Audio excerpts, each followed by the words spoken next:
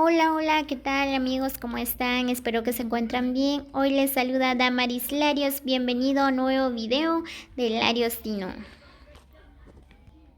Muy bien, pues hoy los invito a conocer el bello lugar de Xepepén. Muy bien, pues ahorita vamos a recorrer la carretera de Xepepén o las montañas, ¿verdad? Pues qué lindo es este lugar. Miren las bellas montañas.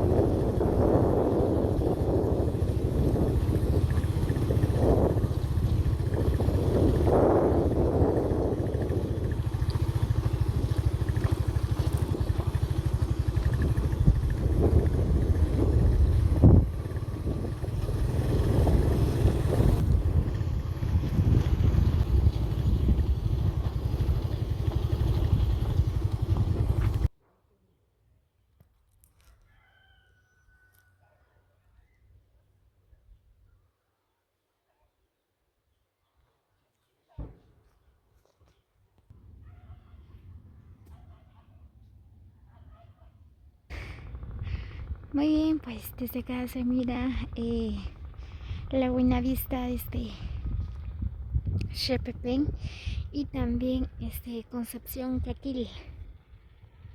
Miren.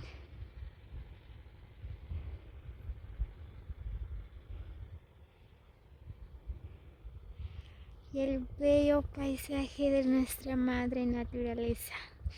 Miren qué bonito paisaje.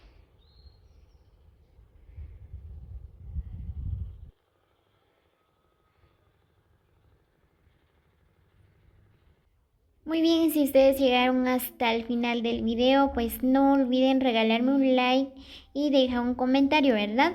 Pues así que nos vemos hasta el próximo video. Que tengan una linda tarde para todos. Bendiciones para todos y gracias por suscribirse a mi canal y por estar pendiente de mis videos, ¿verdad? Pues nos vemos hasta pronto.